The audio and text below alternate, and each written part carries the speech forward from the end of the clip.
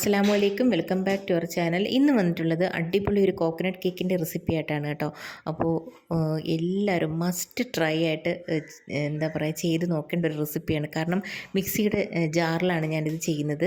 നമുക്ക് എളുപ്പത്തിൽ തന്നെ ചെയ്തെടുക്കാൻ പറ്റും. അത് രണ്ടാമത്തെ കാര്യം. പിന്നീട് അതിൻ്റെ ടേസ്റ്റ് എന്ന് പറയുന്നത് സൂപ്പറായിട്ടുള്ളൊരു ടേസ്റ്റാണ് കേട്ടോ. അപ്പോൾ ഈ കോക്കനട്ടിൽ പൊതിഞ്ഞിരിക്കുന്ന കേക്കാണ്. എല്ലാവരും ഈ വീഡിയോ കണ്ടിട്ടൊന്ന് ട്രൈ ചെയ്ത് നോക്കണം കേട്ടോ. കാരണം നോമ്പൊക്കെ വരല്ലേ, അപ്പോൾ നമുക്ക് ആ നോമ്പിൻ്റെ സമയത്തൊക്കെ കഴിക്കാൻ പറ്റിയ, പെട്ടെന്ന് ചെയ്തെടുത്ത് നമുക്ക് കഴിക്കാൻ പറ്റിയ ഒരു കേക്കാണ് കേട്ടോ. അപ്പോൾ നമുക്കിനി വീഡിയോയിലോട്ട് പോകാം. ഇതിന് വേണ്ടിയിട്ട് ഒരു മിക്സിയുടെ ജാറിലോട്ട് 3 മുട്ട പൊട്ടിച്ചൊഴിച്ച് കൊടുത്തിട്ടുണ്ട്.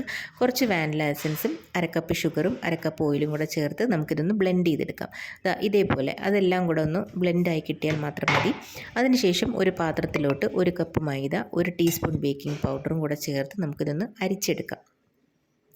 അതാണ് രണ്ടാമത്തെ സ്റ്റെപ്പ് കേട്ടോ. അപ്പോൾ അരിച്ചെടുക്കുന്നത് മസ്റ്റായിട്ട് നമുക്ക് അരിച്ചെടുക്കണം കേട്ടോ. അപ്പോൾ അല്ലാതെ ഡയറക്റ്റായിട്ട് ഇടാൻ പാടില്ല.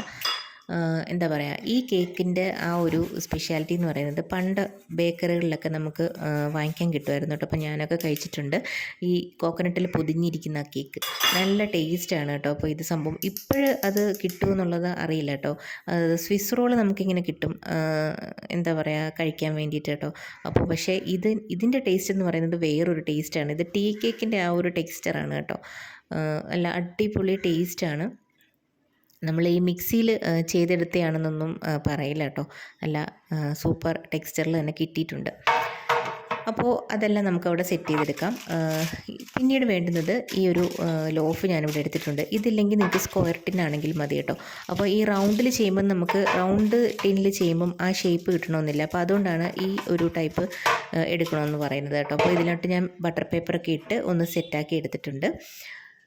അതിനുശേഷം നമുക്ക് ബാറ്റർ ഒഴിച്ചു കൊടുക്കാം. ഓവൻ ഇവിടെ 180 ഡിഗ്രിയിൽ ഞാൻ 10 മിനിറ്റ്സ് പ്രീ ഹീറ്റ് ചെയ്യാൻ ഇട്ടിട്ടുണ്ടായിരുന്നു കേട്ടോ. അപ്പോൾ എനിക്ക് വന്ന ബേക്കിംഗ് ടൈം എന്ന് പറയുന്നത് ഞാൻ ആദ്യം ഒരു 35 മിനിറ്റ്സ് കൊടുത്തിട്ടുണ്ടായിരുന്നു.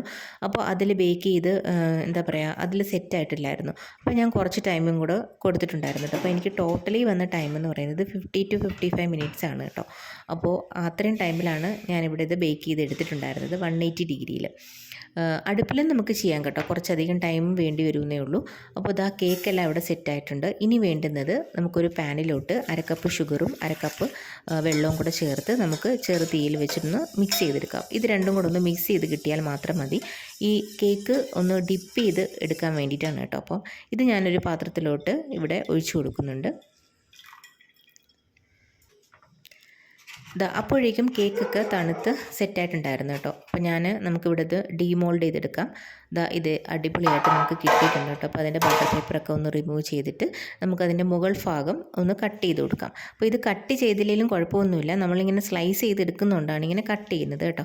അപ്പോൾ ആ കട്ട് ചെയ്ത ഭാഗം എന്ന് പറയുന്നത് നല്ല അടിപൊളി ടേസ്റ്റാണ് കേട്ടോ കഴിക്കാൻ വേണ്ടിയിട്ട്. കേക്ക് ബേക്ക് ചെയ്യുന്നവർക്ക് അത് മനസ്സിലാവും. കാരണം കുഞ്ഞുങ്ങളൊക്കെ ഉണ്ടെന്നുണ്ടെങ്കിൽ അവരായിരിക്കും ഇത് കൂടുതലും കഴിക്കുന്നത് കേട്ടോ. ആ ഒരു ഇത് കാരണം അവർക്കാണ് കൂടുതൽ ഇഷ്ടം. അവർ വന്ന് നിൽക്കുമല്ലോ നമ്മൾ കേക്കൊക്കെ ഉണ്ടാക്കുന്ന ആ സമയത്ത്. അപ്പം ഇവിടെ എൻ്റെ മക്കളൊക്കെ ഈ ഒരു ഭാഗം കട്ട് ചെയ്യുന്ന ഭാഗമൊക്കെ കഴിക്കാറുണ്ട് കേട്ടോ. അപ്പോൾ ഇത് ഞാൻ ജസ്റ്റ് ഒന്ന് ടേസ്റ്റ് ചെയ്ത് നോക്കി. ഇപ്പോൾ കേക്ക് എങ്ങനെ ഉണ്ടെന്ന് നമുക്ക് അറിയണമല്ലോ. അപ്പം ടേസ്റ്റ് ചെയ്ത് നോക്കിയപ്പോൾ അടിപൊളിയാണ് കേട്ടോ. അപ്പം നല്ല സൂപ്പർ ടേസ്റ്റി ആയിട്ട് തന്നെ കിട്ടിയിട്ടുണ്ട്. ഇനി ഇത് നമുക്കൊന്ന് സ്ലൈസ് ചെയ്തെടുക്കാം. ഞാൻ ആദ്യം കുറച്ച് അരികും ഭാഗങ്ങളൊക്കെ കട്ട് ചെയ്ത് മാറ്റുന്നുണ്ട് കേട്ടോ. അതിന് ശേഷമാണ് ഞാനിങ്ങനെ സ്ലൈസ് ആക്കി എടുത്തിട്ടുണ്ടായിരുന്നത്. നമുക്കിവിടെ ഇത് മൊത്തം സ്ലൈസ് ചെയ്തെടുക്കാം. ഈ ഒരു പീസ് കണ്ടാൽ തന്നെ നിങ്ങൾക്ക് മനസ്സിലാവും നല്ല അടിപൊളിയായിട്ട് വന്നിട്ടുണ്ട് കേട്ടോ.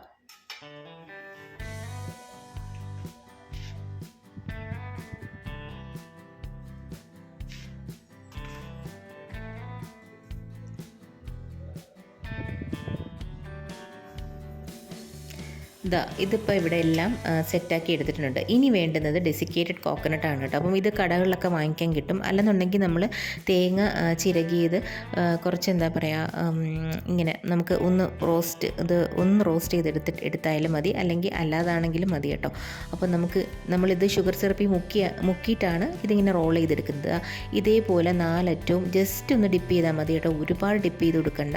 ഇപ്പം ഇങ്ങനെ വീഡിയോയിൽ കാണുന്നത് പോലെ ജസ്റ്റ് ഒന്ന് ചെയ്തെടുത്താൽ മതി കേട്ടോ.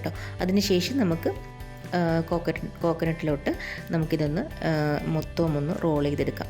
ഇതേപോലെ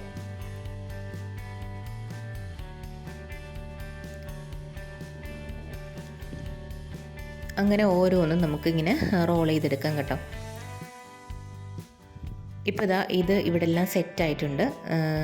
എന്താ പറയുക, അടിപൊളി ടേസ്റ്റാണ് കേട്ടോ. അപ്പോൾ എല്ലാവരും ഒന്ന് ട്രൈ ചെയ്ത് നോക്ക്. എളുപ്പം നമുക്ക് ചെയ്യാനും പറ്റും, കുട്ടികൾക്കൊക്കെ കൊടുക്കാൻ പറ്റിയ ഒരു കേക്കാണിത്. അപ്പോൾ എല്ലാവരും ഒന്ന് ട്രൈ ചെയ്ത് നോക്കിയിട്ട് ഒന്ന് ഫീഡ്ബാക്ക് അറിയിക്കണേ. അപ്പോൾ ഇനി പുതിയൊരു വീഡിയോ ആയിട്ട് വരുന്നത് വരെ ബൈ.